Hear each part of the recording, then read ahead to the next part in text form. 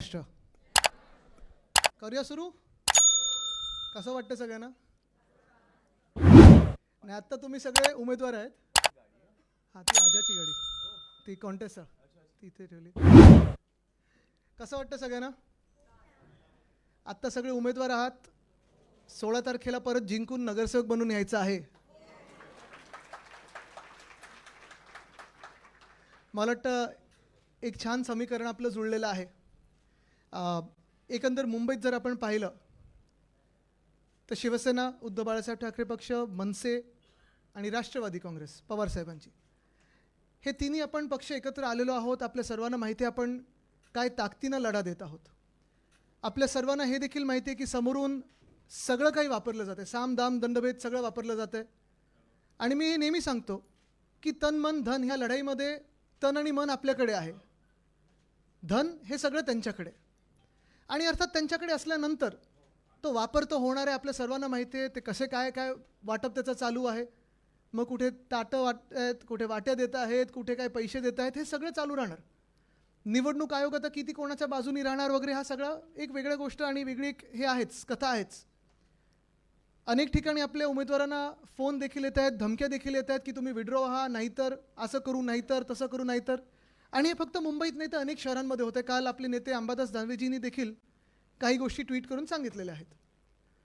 पण हे सगळं होत असताना जसं उद्धवसाहेब आणि राजसाहेब यांची चर्चा सुरू असते, अनेकदा ते आत्ता तर दररोज अर्थात बोलतच आहेत की आपण एकत्र आलो आहोत ते एकत्र राहण्यासाठी आलो आहोत.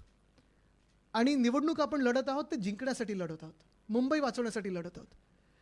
जे मोठे विषय आहेत, हिंदुत्व असेल, मराठी असेल, मुंबईचं मुंबईपण असेल, मुंबईला अदानीकडून वाचवण्याचं असेल, हे सगळं तर ते दोघं हाताळणार आहेतच. पण अमित आणि मी जे दोघं बोलत होतो साधारणपणे की आपलं वचननामा नंतर येईल, कारण तो वचननामा एक त्याला प्रक्रिया आहे, ती निवडणूक आयोगाकडे द्यायला लागते वगैरे, हे सगळं आहे. तुमच्याकडून पण मुद्दे घेतलेत काही काही ठिकाणी, जर नसतील घेतले तर अजूनही मला तुम्ही आम्हा दोघांनाही कोणालाही एक पेपरवर लिहून द्या. ते सुप्रताई बसलेत, ताई तुम्ही जरा सगळ्यांकडून जे महत्त्वाचे मुद्दे आहेत त्याचं संकलन करून घ्या. पण हे सगळं होत असताना मला वाटतं तुम्हाला आत्ता प्रचार फेऱ्या तर अनेक सुरू झाल्या आहेत तुमच्या सगळ्यांच्या. आज सकाळी पण प्रचार फेरी पाहिली मी, अनेक तुमच्या कार्यालयाची उद्घाटनं सुरू झालेली आहेत. आणि तुम्ही जेव्हा घरोघरी जाल तेव्हा तुम्हाला प्रश्न तर विचारले जातील, तुम्ही कशासाठी उभे राहताय. अर्थात कशासाठी उभे राहतोय, आम्ही मुंबईचं मुंबई पण आहे, मुंबई मराठी माणसाच्या हातात राहिली पाहिजे, मुंबईकर हा कोणासमोर झुकला नाही पाहिजे, दिल्लीसमोर तर झुकलाच नाही पाहिजे, हे तर लढत आहोतच. पण आम्ही दोघांनी जरा एक 15-16 गोष्टी काढलेल्या आहेत ज्या तुम्ही आत्तापासून सुरू करू शकता की हे आमच्या मनातली इच्छा आहे, आमचं स्वप्न आहे आणि हा शब्द ठाकरेंचा आहे, तो आपल्याला लोकांसमोर न्यायचा आहे. त्या 15-16 गोष्टी आहेत त्या मी तुमच्यासमोर करत आहे. हे एक वर्कशॉप समजा. हा वचननामा बिलकुल नाही, वचननामा अजून आपला नीट येणार आहे. पण ह्या वर्कशॉपमध्ये मला जाणून घ्यायचं आहे की हे आपण जे करत आहोत हे शेवटाला मी तुम्हाला विचारणार हे पटतंय का आणि आवडतंय का, कारण हे आपल्याला लोकांसमोर न्यायचं आहे. आणि राजेश थोडा खालती उतर ना, मागच्यानं दिसत नाही. हां हां ठीक आहे ठीक आहे. तर हे तुम्हाला लोकांमध्ये न्यायचं आहे आणि जिंकून आल्यानंतर आपले सगळे जे इथे बसलेले आहेत, आपलं बहुमत आल्यानंतर, आपले महापौर बसल्यानंतर आपल्याला ह्या गोष्टी करून दाखवायच्या आहेत. करूया सुरुवात? चालेल, चला मी आपण दोघं करूया. क्लिकरवर आहे काय? हां हां घे ना, चालू आहे मी. हो नमस्कार. बोलायचं चालू करायच्या आधी मला फक्त तुम्हाला तुमचं अभिनंदन करायचंच आहे. पण मला जे आपले तिकडचे जे आपले सहकारी आहेत त्यांचे आभार मानायचे आहेत. तुम्हाला उमेदवारी मिळालीच आहे, पण मला जे सहकारी आहेत त्यांचे आभार मानायचे आहेत, कारण त्यांनी आपलं कुठचंही कार्यालय फोडलं नाही, कुठचाही AB फॉर्म गिळला नाही, कुठेही शिवीगाळ केली नाही, कुठेही मारामारी केली नाही, सगळ्यांनी समजून घेतलं आपल्याला. आणि मला वाटतं की ही निष्ठा असते आणि हाच फरक आहे आपल्यात आणि त्यांच्यात. हे मला खरंच तुमचं तर अभिनंदनच, पण मला त्यांचे धन्यवाद मानायचे आहेत. आणि मला वाटतं की आपण सगळ्यांनी त्यांना भेटून त्यांचे धन्यवाद मानले पाहिजेत की ही खरी निष्ठा आत्ताच्या राजकारणात खूप कमी बघायला मिळते. त्याच्यामुळे मला वाटतं की तुमचे अभिनंदनच, पण त्यांचे धन्यवाद. आणि ज्यांनी ज्यांनी आपल्याच लोकांनी फॉर्म माघार घेतलेत त्यांनी पण समजूतदारपणे घेतलेलं आहे, तर मला वाटतं फार महत्त्वाचं आहे. चला करूया सुरुवात. या लाईट जरा कमी केलं तर मला तुमच्या चॅनल्सवर येते काय? हे LED दिसतंय? ठीक आहे. हा जरा लाईट बंद, हे जे फोकस आहेत ना आमच्या मॅक्सिमम गोष्टी आदित्यजीच मांडतील. नाही आम्ही मी दोघं मध्ये खूप चर्चा करून म्हणून थोडा उशीर झाला. शेवटेला पण आम्ही चर्चा नाही, पण करतो. मी जसं तुम्हाला घरी बोललो, तुम्हाला जसं समजवता येतं तसं मला करूया समजवता नाही. हो. दोघं करू. अमित थोडा जास्ती हंबल आहे म्हणून नम्रपणे चलो सुरू करूया. पहिली गोष्ट म्हणजे मुंबईकरांची जमीन ही मुंबईकरांसाठीच. इथे ज्या ज्या लोकांनी महानगरपालिकेत आधी नगरसेवक म्हणून काम केलेलं आहे, वेगळ्या वेगळ्या समित्यांवर काम केलेलं आहे, आपल्या सर्वांना माहिती आहे की मुंबईमध्ये BMCच्या प्रॉपर्टीज ह्या संपूर्ण मुंबईमध्ये आहेत. एस्टेटच्या प्रॉपर्टीज आहेत, काही आपल्या एचीच्या प्रॉपर्टीज आहेत, काही अशा पडीक प्रॉपर्टीज आहेत, काही काही ठिकाणी अतिक्रमणं पण झालेली आहेत. आणि गेल्या 2-2.5 वर्षामध्ये आपण पाहिलं असेल अनेक ठिकाणी चर्चा सुरू झाली की आता आम्ही हे ऑक्शनिंगला काढू, ह्या प्रॉपर्टीज आता आम्ही याच्यावर बिडिंग सुरू करू. आणि ते बरोबर त्यांच्या ठराविक बिल्डर मित्रांच्या घशात ह्या महत्त्वाच्या जमिनी, मुंबईकरांच्या जमिनी ह्या घातल्या जातात. आता अर्थात चर्चा हीच होती की मुंबईत आपला मराठी टक्का जो आहे तो टिकवायचा कसा, मुंबईतला अधिकार आणि मुंबईकरांना जे मुंबईची सेवा ज्या ज्या लोकांनी केलेली आहे त्यांना ह्या जमिनी द्यायच्या कसं. तर अमित आणि मी जे चर्चा करत होतो आणि हे तुम्हाला आवडते का बघा की मुंबई महानगरपालिकेच्या ज्या ज्या जमिनी आहेत, मग ते आपल्या एस्टेटच्या प्रॉपर्टीज असतील किंवा ज्या जमिनी जिथे मोकळ्या जमिनी आहेत किंवा अतिक्रमणं झाली असतील किंवा ज्या जमिनी BMCला वाटतं त्याची ऑक्शनिंग करूया, मार्केटमध्ये आणूया, ते न करता आपला महापौर, आपलं सरकार, आपली महानगरपालिका ह्या सर्व प्रॉपर्टीजवर स्वतःच्या इमारती बांधेल आणि त्या इमारतींमध्ये शासनाचे जे कर्मचारी असतील, पोलीस कर्मचारी असतील, महानगरपालिकेचे जे कर्मचारी असतील, BSTचे जे कर्मचारी असतील आणि आपले जे गिरणी कामगार आहेत त्यांना त्या प्रॉपर्टीजवर आपण हक्काचं घर परवडणाऱ्या दरात आपण देणार आहोत. हा आपला पहिला आपण इथे विषय मांडत आहोत.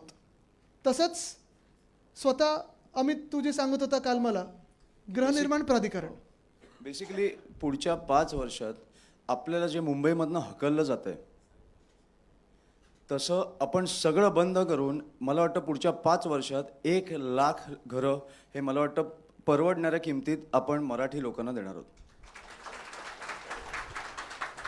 मुंबईत जिथे जिथे आपण फिरतो, आता इथे अनेक अशा महिला आहेत आणि पुरुष देखील आहेत ज्यांच्या वॉर्डामध्ये पोलीस कॅम्प्स आहेत. आता पोलीस कॅम्पचा विषय तर आपण हाताळत आहोतच, सरकारकडे मागणी करत आहोत, सातत्याने मागणी करत आहोत की जे रिटायर्ड पोलीसवाले आहेत त्यांना तुम्ही त्यांच्या हक्काची घरं मुंबईतच द्या. या सरकारने आणि आधीच्या सरकारने म्हणजे मधलं जे घटनाबाह्य सरकार होतं त्यांनी सांगितलं होतं की तुम्हाला 100% घरं देतो. कुठे? मुंबई बाहेर. तर नवी मुंबईच्या खाणींमध्ये देत होते, MMRमध्ये देऊ. तसं नाही, आपण आपली जी आता घरं यांच्यासाठी बनवू ती मुंबईमध्येच बनवू, मुंबई शहरात बनवू, मुंबई उपनगरात बनवू, पण मुंबईतच बनली पाहिजेत आणि ही हक्काची घरं त्यांना असतील. पुढचा विषय परिवहन. हा जरा माझा आवडता विषय. जे जे माझ्याबरोबर फिरत असतात, बोलत असतात त्यांना कंटाळा येईल कदाचित, कारण आम्ही परत परत बोलत असतो. पण मला वाटतं काल अमित आणि मी ह्या दोघांनी देखील चर्चा केली आणि मी सातत्याने सांगत असतो की जसं मुंबईमधून हे आता जे शासकीय कर्मचारी असतील, महानगरपालिकेचे कर्मचारी असतील, BSTचे आहेत, पोलीस आहेत, 30-30 वर्ष ह्या लोकांनी सेवा केलेली आहे. ह्यांना जर तुम्ही मुंबईच्या बाहेर ढकलत असाल का? कारण ह्या सरकारला आणि भाजपला मुंबई मारायची आहे. तसं दुसरं मुंबई मारण्याचं माध्यम काय? तर आपण सामान्य जे नागरिक आहोत, सामान्य मुंबईकर असतील त्यांना तुम्ही कामावर जाण्यापासून रोका. आपलं जर तुम्ही मुंबई शहर पाहिलं, त्याची आखणी पाहिली, त्याच्यात साधारणपणे 60 ते 62 लाख लोक दररोज हे लोकल ट्रेन वापरतात. आपण जेव्हा मीडियम बसेस आणलेल्या अमित 35 लाख लोक मुंबईत दररोज BST वापरायला सुरू केलं होतं. पण आत्ता जी BSTची परिस्थिती झाली ती काय झाली आहे? काल पण मी बोईवाड्यातून कार्यक्रमावरून येत असताना, श्रद्धाताई तुमच्याच वॉर्डातून येत असताना इथे दादर प्लाझाच्या तिथे बघत होतो, लांब लांब रांगा मुंबईकरांच्या, महिला पुरुष दोन्ही घरी जायची वाट पाहतात. का? तर BSTच येत नाही, BST येत नाही. तर आम्ही ठरवलेलं आहे की आपलं सरकार आल्यानंतर पुन्हा एकदा ही दरवाढ आहे ती तिप्पट केलेली आहे, ती रद्द करून भाडं आपलं असेल ते ₹5 5 किलोमीटरसाठी, ₹10 10 किलोमीटरसाठी, ₹15 15 किलोमीटरसाठी आणि ₹20 20 किलोमीटरसाठी फ्लॅट फेअर करून देणार. खिशाला परवडेल असं भाडं असलं पाहिजे. जगातलं सगळ्यात स्वस्त आणि मस्त हे करू. ताफ्यात जवळपास 10,000 इलेक्ट्रिक बसेस आणण्याचा आपला प्रयत्न आहे. आपलं सरकार असताना आपण तो आकडा ठेवला होता, कदाचित वाढला असेल, कदाचित कमी झालं असेल. 900 डबल डेकर बस, जुने मार्ग, कारण हे अमितला पण आणि मला पण खूप वेळा मुंबईची अस्मिता परत आणायची आहे बेसिकली. आणि ती लाल बस लाल दिसली पाहिजे. पण जुने मार्ग सगळे पुन्हा सुरू करू. कारण आता आमदारांना पण हे पत्र येत असतात, नगरसेवकांना देखील येतील की हा मार्ग पुन्हा करून द्या, ताई हा मार्ग पुन्हा एकदा सुरू झाला पाहिजे, आमचा हा मार्ग बंद झालेला आहे. तर सगळे जुने मार्ग आपण हे करू. आणि खास कारण आपण आपल्या सरकारच्या वेळी हात दाखवा बस थांबवा ही योजना आपण विद्यार्थ्यांसाठी आणलेली, ज्यांनी गणवेश घातलेले आहेत. तर ही योजना पुन्हा आणायची आहे. महिलांसाठी आणि विद्यार्थ्यांसाठी पीक आवर्समध्ये स्पेशल बस करून त्यांना मोफत त्याच्यावर आपल्याला बसेस द्यायच्या आहेत. त्या बरोबर ना मित्र, हे आपण करून द्यायचं.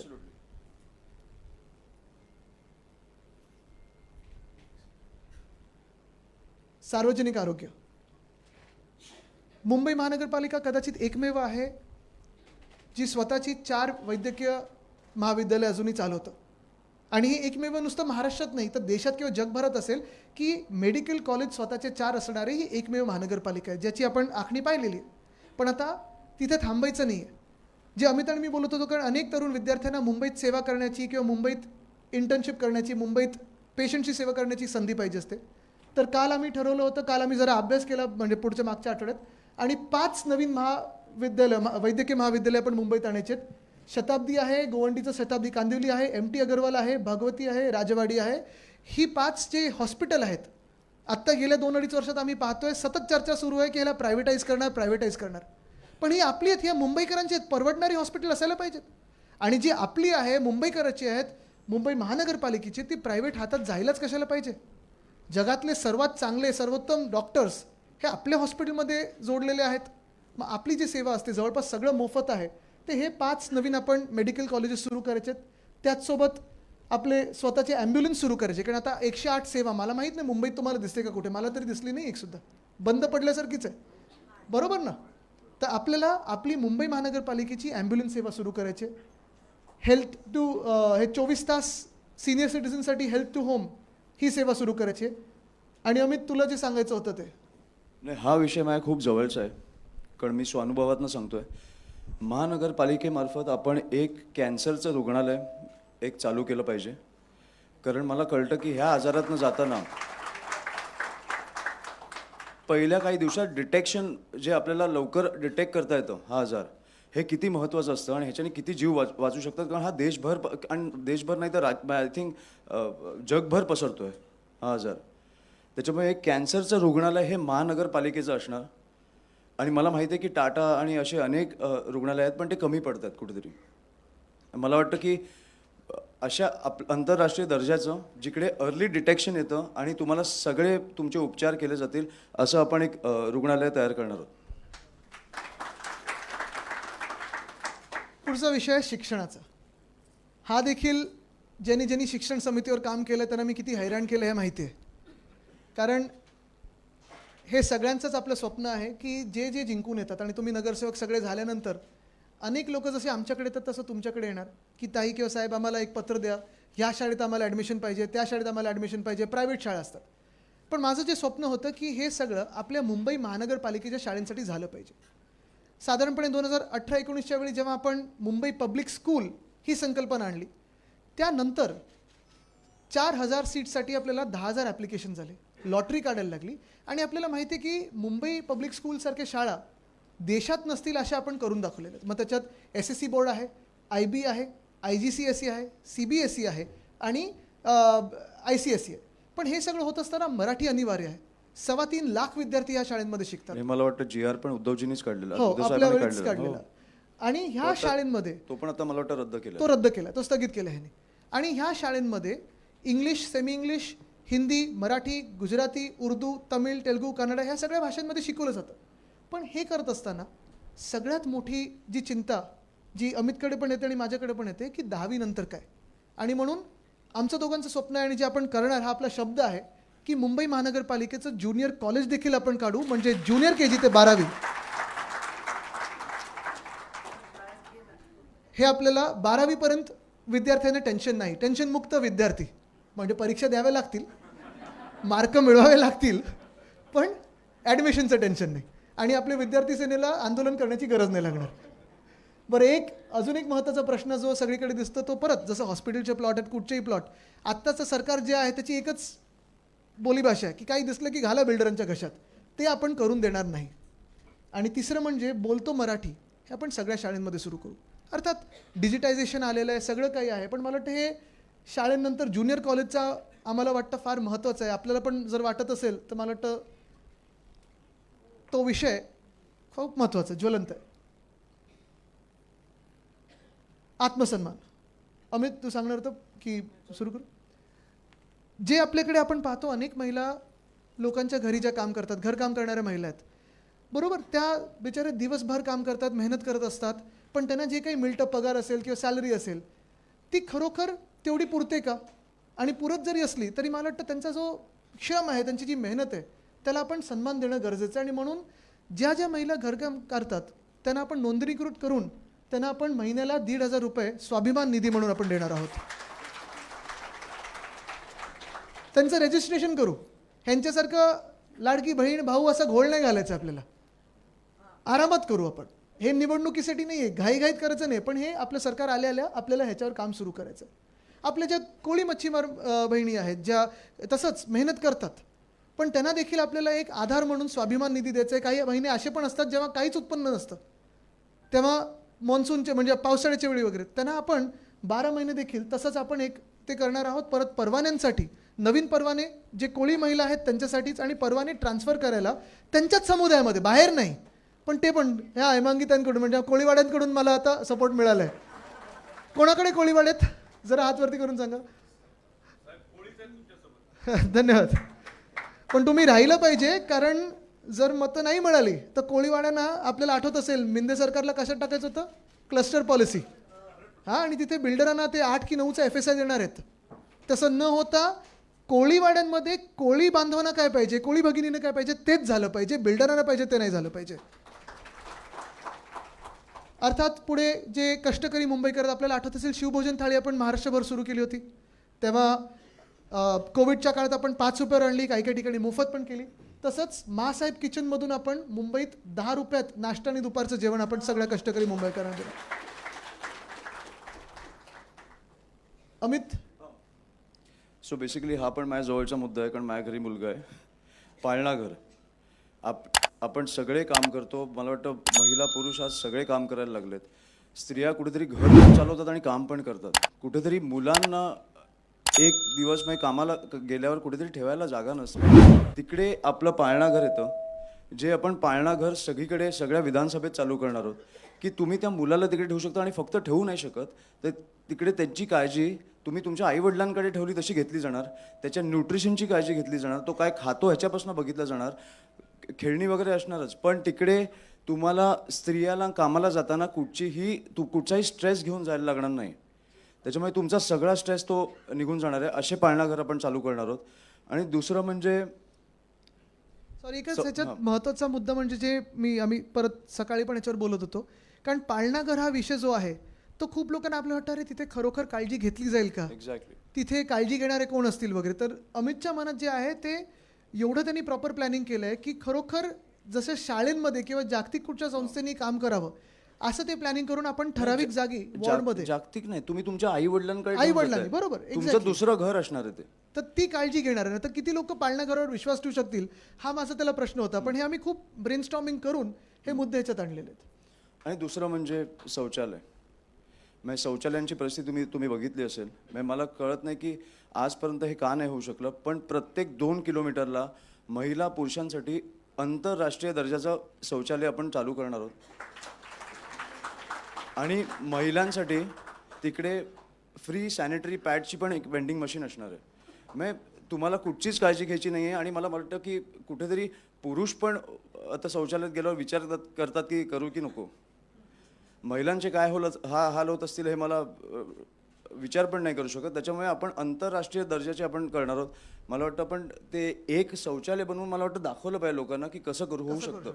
आणि ह्याच्यात पण ज्या जिथे वस्ती आहेत आपल्या मोठ्या, जसं आम्ही धारावीत एक केलेलं सुविधा केंद्र, तुम्हाला आठवत असेल, त्याच्यात आपण नुसतं शौचालय नाही तर परत कपडे धुण्याची देखील लॉन्ड्री. कारण स्थानिक महिला कामावर पण जातात, जसं अमितने सांगितलं पाळणाघरची गरज एवढ्यासाठीच आहे, कारण ह्या काम करणाऱ्या महिला असतील किंवा पुरुष असतील, कधी कधी घरात दोघंही काम करायला जातात, मग पुरुषांना कुठे सोडायचं. तसंच आता आपण महासाहेब किचन ज्या करतोय, 10 रुपयात आपल्याला चांगला नाश्ता आणि दर्जेदार जेवण मिळणार आहे. पण लॉन्ड्री हा पण एक मोठा विषय असतो. कपडे धुवायचे कधी, कपडे कसे धुवायचे, किंवा वेळ तरी मिळतो का, त्या महिला थकून जातात. आणि ही सत्य परिस्थिती, किती आपण जेंडर इक्वालिटी वगैरे बोललो तरी हे काम जास्तीत जास्त घरांमध्ये महिलांवरच येतं. म्हणून ज्या ज्या ठिकाणी आपल्याला आपण ह्या टॉयलेट्स बांधू, जिथे आपल्याला जागा असेल थोडी जास्ती, तिथे लॉन्ड्रोमॅट पण करू, म्हणजे लॉन्ड्री पण करू, जेणेकरून एकदम कमी किमतीत, 1 रुपये किंवा 2 रुपयात आपण खऱ्या अर्थाने त्या महिलांचं सगळं जे काही ओझं आहे ते पूर्ण कमी करू शकू. पुढे जाऊया. प्रत्येकाला सुरक्षित पार्किंग. अमित, पार्किंग आमचं हेच चाललं होतं. खूप गंभीर विषय. म्हणजे किती गमतीदार विषय असेल तरी गंभीर विषय आहेच. आता जसं माझ्या मतदारसंघात GK मार्गचं आम्ही ते रुंदीकरणचं तिथे आलंय, पार्किंग होतं सगळीकडे, सगळे रस्ते तुम्ही पाहाल तर पार्किंग आपल्याला रस्त्यावरच करायला लागतं. आणि ही परिस्थिती काय आहे तर 2 गोष्टी झाल्यात. एक, जिथे जिथे BMCचं पार्किंग आहे आत्ता, तिथे मागच्या 2 वर्षामध्ये कॉन्ट्रॅक्टर लावलेत आणि भाडी सुरू केलेत. बरोबर आहे. तर पहिला आपण इथं ठराव केला पाहिजे की ते सगळे पार्किंग पुन्हा एकदा फ्री ऑफ कॉस्ट करू, मोफत करू. आणि दुसरं, DCR प्रमाणे 4 फ्लॅटना 1 पार्किंग आहे. तर आपण पुन्हा DCR बदलून राज्य सरकारकडे हाच प्रस्ताव पाठवायचा की ज्या कुठच्याही नव्या इमारती होतील, एकाला 1 पार्किंग असायलाच पाहिजे. जाऊया पुढे.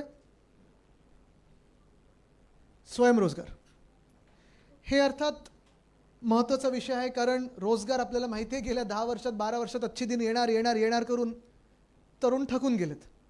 पण मुंबई एक अशी नगरी आहे, स्वप्न नगरी आहे, मायानगरी तर बोलतातच लोक, पण मुंबईमध्ये देशभरातून असेल, राज्यभरातून असेल, जी लोक जिथे स्वतः काही तिथे नोकऱ्या नसतील ते मुंबईत येतात. का तर मला एक नोकरी पाहिजे, मुंबईत मी मोठा होऊ शकतो, मुंबईत मी मोठी होऊ शकते, मुंबईत माझं स्वप्न पूर्ण होऊ शकतं.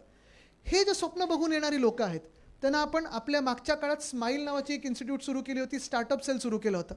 तेच स्टार्टअप सेल आता पुढे नेऊन आपल्याला जे तरुण तरुणी आहेत त्यांना जे कोणी, म्हणजे त्याच्यात अर्थात फिल्टर्स लावून आपल्याला आयडिया काय आहेत स्टार्टअप वगैरे, पण जवळपास 25,000 ते 1 लाख रुपयांचं स्वयंरोजगार सहाय्यता निधी आपण त्यांना देऊ शकू, अशी आपण त्याच्यात एक प्रोव्हिजन करत आहोत.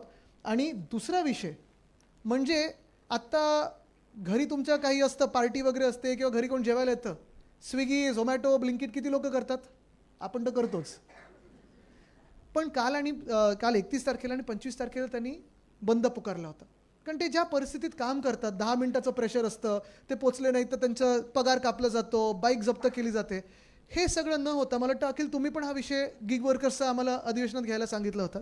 आपण गिग वर्कर्स असतील किंवा आपले जे डबेवाले आहेत त्यांना बाईक्स घेण्यासाठी आपण बिनव्याजी कर्ज 25,000 त्या गिग वर्कर्स आणि डबेवाल्यांसाठी करणार आहोत. पुढे जाऊया. मुंबई कर, त्याच्यात सगळ्या शहरांमध्ये कर कर कर कर हा महत्त्वाचाच आहे आणि कर भरायलाच लावतं आहे दिल्ली सरकार आपल्याला. अजून GSTचं अमित देणं बाकी आहे. आमच्या वेळी तर 26,000 कोटी रुपये दिल्ली सरकार आपल्याला परत, म्हणजे केंद्र सरकार देणं बाकी होतं GSTचं. म्हणजे सगळ्या बाजूनी जी आपली मुंबई लुटली जाते, कुठेतरी मुंबईकरांना मोकळा श्वास करांमध्ये पण मिळाला पाहिजे. आपल्या सरकारने जे वचन दिलं होतं उद्धव साहेबांनी ते पूर्ण केलं, ते म्हणजे 500 स्क्वेअर फुटापर्यंत प्रॉपर्टी टॅक्स आपण माफ करणार होतो.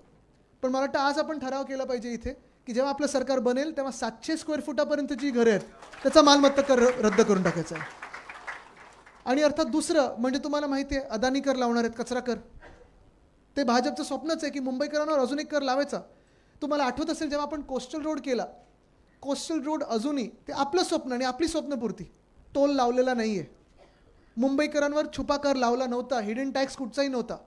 तसंच हा अदानी कर देखील जो कचरा कर लावणार आहेत, वेस्ट युजर फी लावणार आहेत, ती देखील आपल्याला लावू द्यायची नाही आहे. अजूनपर्यंत कधीही आपल्या शहरात लागली नव्हती, पहिल्यांदा भाजप लावू इच्छिते.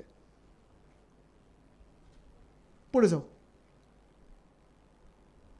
फुटपाथबद्दल अमित तुला आवर्जून सांगायचं होतं, पेडेस्ट्रीन नाही पण तू सांग. ठीक आहे सर. आम्ही दोघं परत जगात कुठेही आपण गेलो तर पहिलं आपण काय करतो तर रस्त्यांवर म्हणजे फुटपाथवर चालायला पाहतो.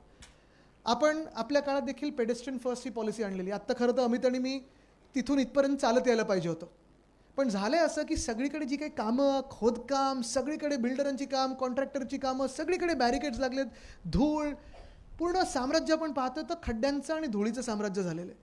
कुठेही तुम्ही मला सांगा तुमचा वॉर्ड, आता तुम्ही सगळ्या प्रभात फेऱ्या सुरू कराल, प्रचार फेऱ्या सुरू कराल, एक तरी तुम्ही फुटपाथवरनं जाऊ शकता का? जाऊ शकता? कुठेही नाही. गेल्या 2 वर्षामध्ये जे कुठचे फुटपाथ होते चांगले झाले होते ते देखील यांनी खोदून ठेवले, तुकडून ठेवलेले आहेत. आता मला आठवतं सेनापती बापट मार्ग आपण पूर्ण मस्त करत होतो, ते फुल मार्केट ते रेस कोर्स चालण्यासारखं करत होतो. ह्या सगळ्या गोष्टी आपण करत होतो कारण कुठच्याही जागतिक शहरात काय, कुठच्याही नॉर्मल शहरात पण आपले फुटपाथ हे चांगले असायलाच पाहिजे. आणि फुटपाथ म्हणजे फुटओव्हर ब्रिज नाही, अंडरपास नाही, तुम्हाला ॲट ग्रेड चालता आलं पाहिजे. तेच आपण ठरवलेलं आहे की फुटपाथमध्ये चालत असताना जे कुठचे अडथळे असतील ते अडथळे काढून फुटपाथ पेवर ब्लॉक फ्री करून आपण मुंबईकरांना चांगले फुटपाथ देणार आहोत. हे मला वाटतं पहिलं हट्टाने मी काम करून घेणार आहे. जे कोण इथे महापौर बनतील त्यांनी ऐकून घ्या. हे आम्ही दोघं येऊन हट्टाने तुमच्याकडून करून घेणार कारण हे पेडेस्ट्रियन फर्स्ट मला वाटतं हे खूप महत्त्वाचं आहे. आणि अर्थात दुसरं म्हणजे आपण पाहतो आता शब्दांचा खेळ होऊन महालक्ष्मी मला वाटतं सगळेच मुद्दे हट्टानेच हट्टाने करून घ्यायचे. नाही मला वाटतं हट्ट करायला लागणारच नाहीये. शेवटी कसं आहे की तुम्ही नगरसेवक झाला म्हणजे मी नगरसेवक झालो, हे आमदारच आहेत. तर तुम्ही नगरसेवक झाला म्हणजे मी नगरसेवक झालो. आपल्याला 5 वर्षात एक उत्तम शहर सोडायचं आहे. त्याच्यामुळे ह्याच्या पुढे आपल्याला प्रचार करायला नाही लागला पाहिजे असं शहर आपल्याला त्यांना द्यायचं, मुंबईकरांना द्यायचं. आणि तसंच मोकळ्या जागांमध्ये अर्थात रेसकोर्स असेल आपलं महालक्ष्मीचं किंवा संजय गांधी नॅशनल पार्क असेल ज्याचा मास्टर प्लॅन बनवायला सांगितलं आहे. ह्या सगळ्या मोकळ्या जागा पुन्हा एकदा बिल्डरांच्या, कॉन्ट्रॅक्टरच्या, क्लब्सच्या घशात घालण्याचा जो प्रयत्न आहे ते सगळं रोखून ह्या जागा मोकळ्याच राहिल्या पाहिजेत, मुंबईकरांना खुल्या राहिल्या पाहिजेत आणि मोफत राहिल्या पाहिजेत. हे आपल्याला काम महत्त्वाचं मला वाटतं करायचं आहे. पुढे जाऊ. मोकळा श्वास. किती लोकांना सर्दी खोकला झाला जरा हात वरती करा. अरे तुम्ही आधी सांगितलं असतं आम्ही मास्क घालून आलो असतो.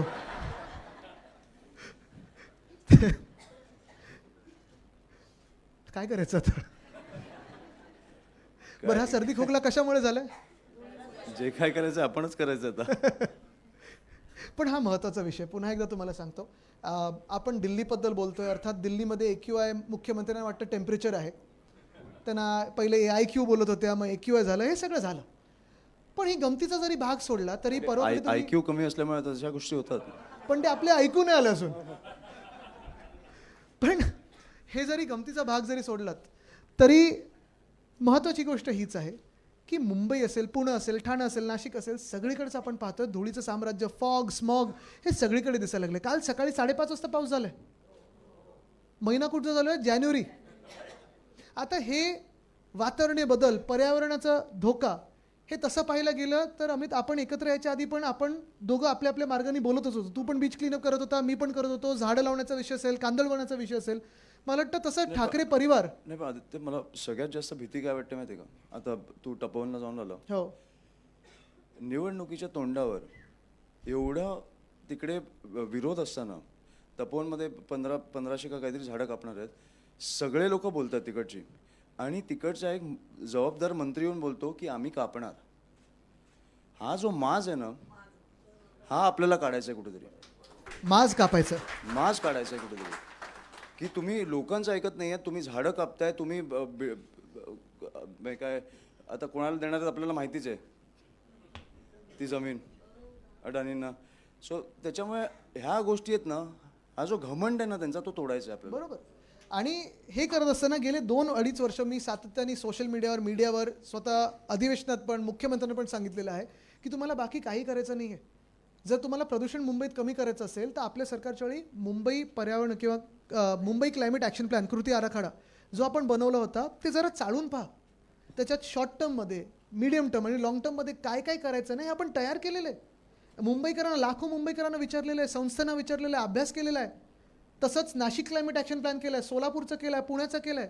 कारण माझं स्वप्न होतं की 2040पर्यंत महाराष्ट्रातली 40 शहरं त्यांना नेट झिरोला न्यायचं आहे क्लायमेट ॲक्शनमध्ये, कार्बन याच्यात.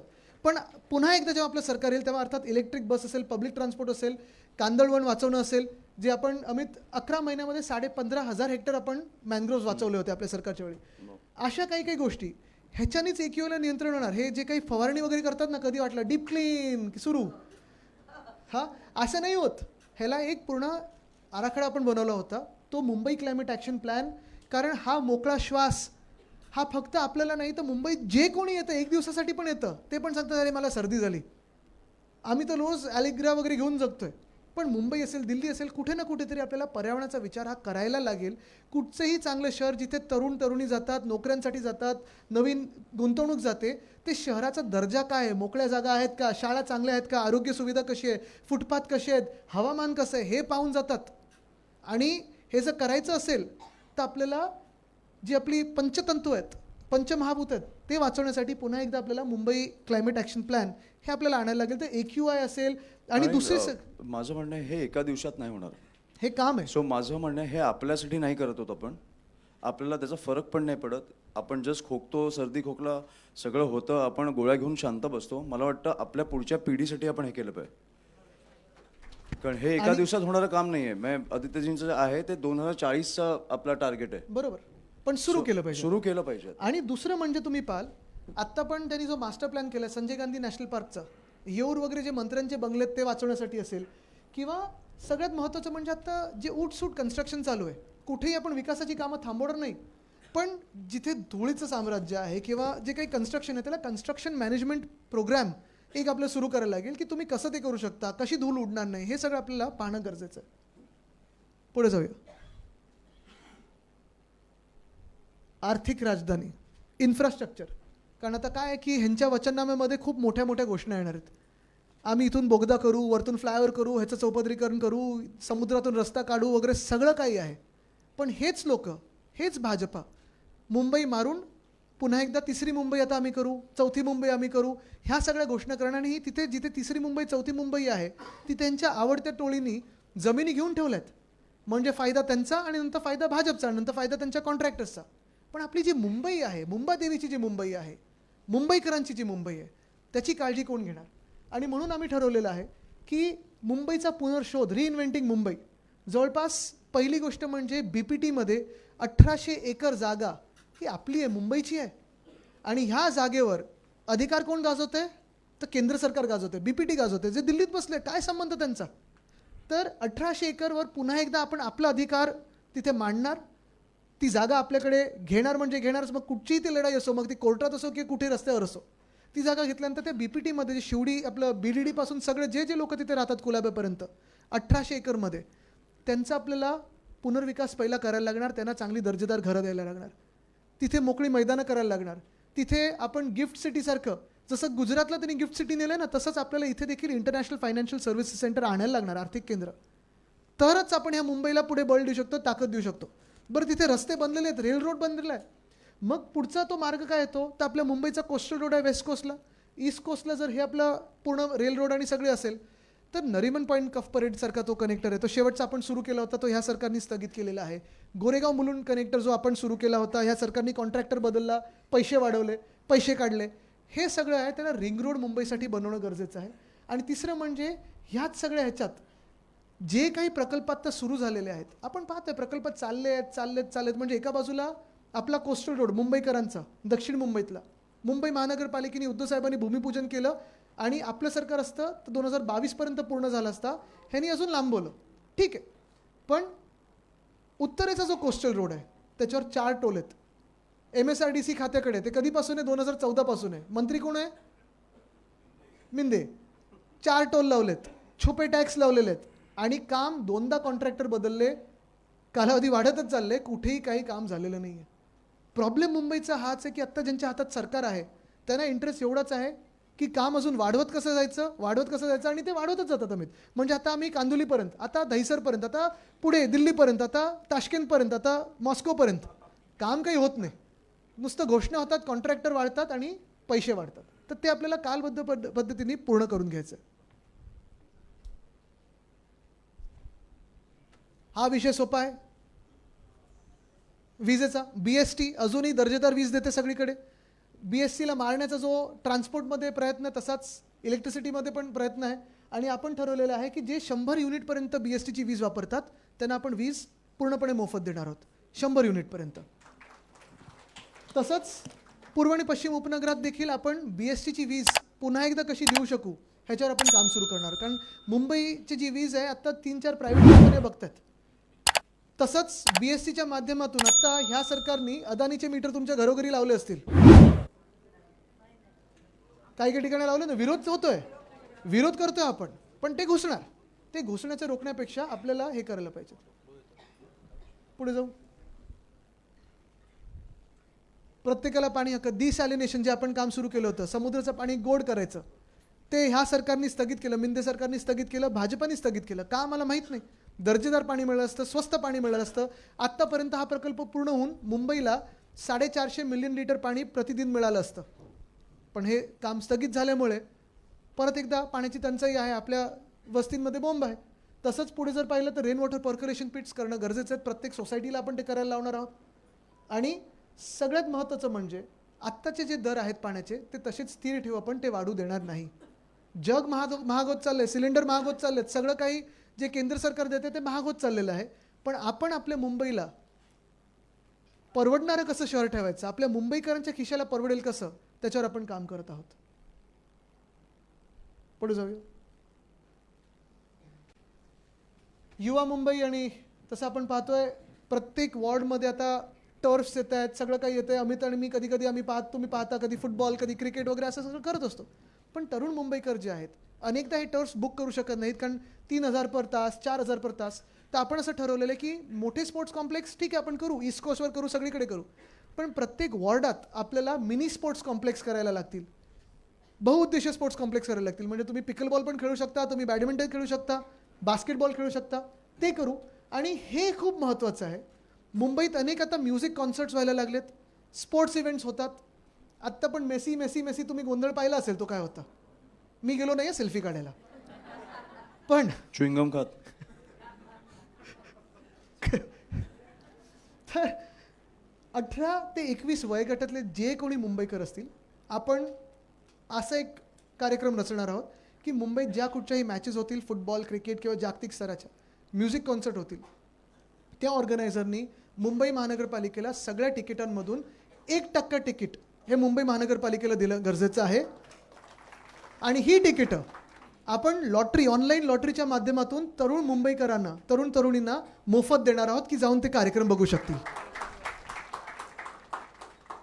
पुढचं घेऊया. मला वाटतं आदित्य ह्याच्या आधीच्या एक मागे जा slide वर. नाही जाऊ नका. मला वाटतं की इकडे अजून एक ॲड केलं पाहिजे की जे आत्ता जे असलेले मैदान आहेत त्याच्यावर कुठच्याही प्रकारचं अतिक्रमण होणार नाही. मातीची मैदानं आपल्यासाठी खेळायला, ह्याच्यावर काही कुठच्याही प्रकारची डेव्हलपमेंट होणार नाही. हे फक्त मुलामुलींसाठी असणार. येस, मोकळी मैदानं खेळायला. आणि काल राजसाहेब आणि उद्धवसाहेब जे आपल्याला सांगत होते की छत्रपती शिवाजी महाराज पार्क कसं आहे ना, तसंच आपल्याला कट्टा असणे. म्हणजे आता काय झाले, भिंती सगळीकडे उभारलेत मैदानाच्या आजूबाजूला, त्या भिंतींमध्ये मैदान आहे हे दिसतच नाहीये. कट्टा जेव्हा येतो तेव्हा आजूबाजूचे लोक येऊन बसू शकतात, ते मोकळं मैदान एन्जॉय करू शकतात, सगळ्या वयोगटातले लोक येऊ शकतात. तर ते आपल्याला करायचं आहे. पुढे जाऊ. चॅटबॉट मला वाटतं ताई तुमच्याच काळात आपण सुरू केलं होतं, कोविडच्या काळात सुरू केलं होतं. जवळपास मुंबई महानगरपालिकेच्या 80 सेवा मोफत आपण आपल्या चॅटबॉटवर आणल्या होत्या. तुम्ही मराठी असेल, इंग्लिश असेल आणि वेगळ्या वेगळ्या भाषांमध्ये BMCला हाय पाठवलं तर उत्तर यायचं. आणि 80 सेवा ह्या ह्युमन इंटरफेस नसून फटाफट व्हायचं. आता ह्याच्यात महत्त्वाचं काय आहे की जेव्हा ह्युमन इंटरफेस नसतो किंवा मधला माणूस नसतो तेव्हा भ्रष्टाचार मुक्त, पूर्णपणे भ्रष्टाचार मुक्त प्रत्येक नागरिकाचं काम होऊ शकेल. ते चॅटबॉटवर होईल. मला वाटतं हे फार महत्त्वाचं आहे. आत्ता पण तो चॅटबॉट आहे, तो चॅटबॉट बंद नाही केलं, पण यांनी वापरणंच सोडून दिलं. कारण मिळणार कसं ना, वजन नाही येणार फाईलीवर. हे वजनच आपल्याला काढून टाकायचं आहे, वजनला ट्रेडमिलवर टाकायचं आहे. आणि चॅटबॉटच्या माध्यमातून मग शॉप अँड एस्टॅब्लिशमेंट लायसन्स असेल, तुमचं वॉटर बिल असेल, इलेक्ट्रिसिटी बिल असेल, बर्थ सर्टिफिकेट, वेडिंग सर्टिफिकेट, सगळं काही हे तुम्हाला ऑनलाईन त्या चॅटबॉटवर मिळेल. तुम्हाला वॉर्ड ऑफिसला जायची गरजच नाही लागणार. दुसरं काम सुरू केलेलं, आता नगरसेवक म्हणून सगळे तुमच्याकडे येतील. रस्त्याची कामं जेव्हा सुरू होतील, खोदकाम जेव्हा सुरू होईल, रात्री तुम्हाला फोन येईल, ताई साहेब एक पाईपलाईन फुटली आहे का, नाही JCBनी चुकून फोडली ती पाईपलाईन. पण हे सगळं आता आपण लिडारच्या माध्यमातून डिजिटल ट्विन सिटी म्हणजे पूर्ण मुंबईचं मॅपिंग करून वेगळे वेगळे जे लेयर्स आहेत ते ह्याच्यात येणार, प्रत्येक वॉर्डात असणार. ते काम सुरू केलेलं मी, ते परत स्थगित झालेलं आहे. पण ते सुरू केल्यानंतर खोदकाम करायच्या आधीच तुम्हाला कळेल कुठच्या लाईनी कुठे आहेत, डक्टिंग झाले की नाही झालं, आणि तसं त्या माध्यमातून आपल्याला काम पुढे करता येईल. हे प्रशासकीय काम आहे अर्थात, पण हे तुम्हाला नागरिकांना सांगता येईल. अमित, तुला हा मुद्दा, पेट पार्क. सो खूप परत बोल तू, बोल. नाही बोल. आमच्या दोघांच्या घरात हा खूप महत्त्वाचा विषय आहे. म्हणून म्हणजे ठाकरे परिवार बोलल्यानंतर पर्यावरण, फॉरेस्ट, पाळीव पक्षी हे सगळेच म्हणजे हे जवळचे आहेत. आणि अमित, आम्ही माझ्या वडिलांचे कधी कधी मित्र त्यांना सांगतात की मी मला तुमचा पेट व्हायला आवडेल, मित्र नको. ह्या लेवलला कालच मुफासामध्ये मजा आली तर. ह्या लेवलला प्रेम चालतं तिकडे. पण हे फार महत्त्वाचं आहे. म्हणजे आपल्याकडे अनेक, आता तुमच्या सगळ्यांकडेच पेट्स असतील, खूप लोकांकडे असतात. 2-3 गोष्टी आहेत. एक, आत्ता स्ट्रे डॉग्सवरनं पण खूप मोठा विषय चालला होता सगळीकडे, माहिती आहे. आत्ता सुप्रीम कोर्टाची ऑर्डर आली, मग आता एकच शेल्टर आहे BMCचं. कारण पहिला हा विचारच झाला नव्हता की पाळीव किंवा आपले रस्त्यावर जे असतात त्यांच्यासाठी आपल्याला काय करायचं आहे. नाही पण आदित्य, ह्या ऑर्डर झाल्या तरी ह्या होणार नाहीत, ह्या होऊन देणार नाहीत लोक रस्त्यावर बरोबर. उतरून. हे फक्त डायव्हर्ट करण्यासाठी असतात. नाही, वोट चोरीचा विषय आला की ते एक्झॅक्टली. विषयाचं की ना. मग पेट्स वरती काढतात काहीतरी, हां. की स्ट्रे डॉग्सना काहीतरी हकलं वगैरे. सो हे डायव्हर्ट करायला आपल्याला माहिती आहे, बरोबर आहे, पण हे होऊन देणार नाही आपण, हे आपल्याला ते माहिती ठरवायचं आहे. आणि दुसरी गोष्ट म्हणजे प्रत्येक वॉर्डामध्ये आपल्याला पेट पार्क, वेट क्लिनिक जे मुंबई महानगरपालिकेशी संलग्न असेल. तिसरी गोष्ट म्हणजे आपल्याला पेट ॲम्ब्युलन्स करायची आहे. हे फार महत्त्वाचं आहे. खूप वेळा आपण पाहतो रस्त्यावर कोणीतरी धडक दिली असते एका कुत्र्याला किंवा मांजरीला, तर तसंच पडलं असतं, मग ते चावणार नाही चावणार तिथपासून भीती सुरू होते. कोणाला मदत करायची असते पण करू शकतो का वगैरे, ते आहे. आणि पेट क्रिमेटोरियम, ते पण म्हणजे आयुष्यात पण नंतर पण सन्मान हा असायलाच पाहिजे आपल्या पेट्सना. म्हणजे ते कधी कधी परिवारापेक्षा जास्ती प्रेम करत असतात. आणि मला वाटतं हा एक ठराव आपल्याला आज या सभेत करायचा आहे की हे जे आपण 15-16 मुद्दे आपण घेतलेले आहेत ते तुम्हाला सगळ्यांना पटतात ना. म्हणजे तुम्ही आता घरोघरी जाणार तेव्हा तुम्ही हे सांगू शकाल ना. मला वाटतं झालं ना. एक आहे अजून. हा अमित, खूप महत्वाचा मुद्दा आहे. काल राजसाहेबांनी महत्वाचा मुद्दा आहे हा. आणि मला वाटतं राजसाहेबांनी सांगितलं हा आपण कळला पाहिजे की आपल्याला बाबासाहेब आंबेडकरांसाठी एक सगळ्यात मोठं ग्रंथालय चालू करायचं आहे, जी करून खरी बाबासाहेब आंबेडकरांना श्रद्धांजली असणार आहे. कारण साहेब नेहमी बोलतात की जो माणूस असतो, जे महापुरुष असतात ते त्यांच्या कामाने ओळखले गेले पाहिजेत. आणि त्यांचं काम म्हणजे लोकांना शिकवा. त्याच्यामुळे आंतरराष्ट्रीय दर्जाचं एक ग्रंथालय चालू करणार, आणि जेणेकरून जगातली लोक हे ग्रंथालय बघायला येणार. सगळी पुस्तकं इकडे तुमच्यासाठी उपलब्ध असणार आहेत. त्याच्यामुळे हे एक आपलं स्वप्न आहे जे आपल्याला चालू करायचं आहे. मला वाटतं ह्याच्यात एक फार महत्त्वाचं जे राजसाहेब पण सांगत होते आणि काल आपण चर्चा करत होतो की कुठच्याही समाजाला पुढे न्यायचं असेल तर शिक्षण हे फार महत्त्वाचं आहे. आणि महामानव डॉक्टर बाबासाहेबांनी काय आपल्याला हे दिलं की एक तर त्यांचं स्वतःचं वाचन, त्यांचा अभ्यास, त्यांची पूर्ण कारकीर्द पाहिली तर त्यांच्यात सगळ्यात महत्त्वाचं म्हणजे शिक्षण हा खूप एक मोठा बेस होता. आणि ते होत असताना आपल्याला भारतीय नागरिक म्हणून ओळख जर द्यायची असेल, जातपात, धर्म, भाषा, प्रांत ह्याच्या पुढे जाऊन आपले अधिकार काय आहेत, आपलं कर्तव्य काय, हे जर आपल्याला ओळखून घ्यायचं असेल आणि देशाला पुढे न्यायचं असेल, समाजाला पुढे न्यायचं असेल, तर आपल्याला शिक्षण हे फार महत्त्वाचं. आणि शिक्षण येतं वाचून. म्हणजे आपले पंजोबा पण आपल्याला म्हणजे आजाला नेहमी सांगायचे आणि आपल्या घरात होतं वाचाल तर वाचाल. तर ते वाचन आणि ही लायब्ररी जी आपण करू, ग्रंथालय करू, ते खरोखर जगातलं सर्वात मोठं असेल आणि ती खरी श्रद्धांजली असेल, ती खरी आपली आदरांजली असेल. हा शब्द आहे ठाकरेंचा.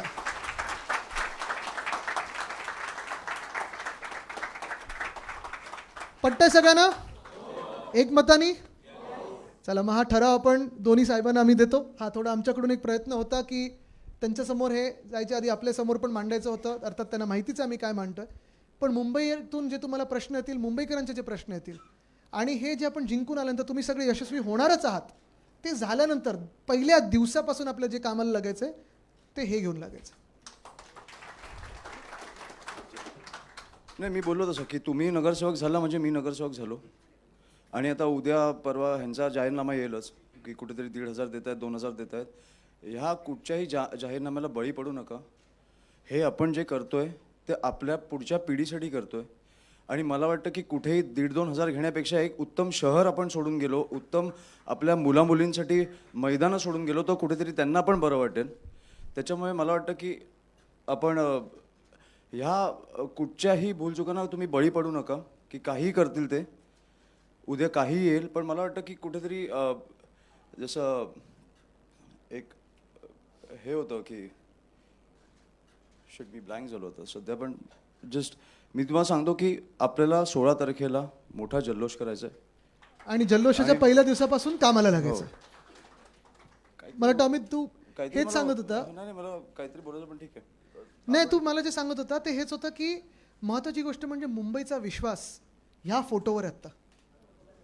आणि मला गाडीत मला वाटतं अमित हेच सांगत होता की आम्ही दोघं पण कार्यकर्ते आहोत, आम्ही दोघं पण ठीक आहे नेते वगैरे हे सगळं जरी पद असली तरी बोललो तसं कार्यकर्ते की आहोत. तुम्ही निवडून आला म्हणजे आम्ही निवडून आलोय आणि शेवटी आपण शब्द जो देतोय तो ठाकरेंचा शब्द आहे, लोकांना जो देतोय.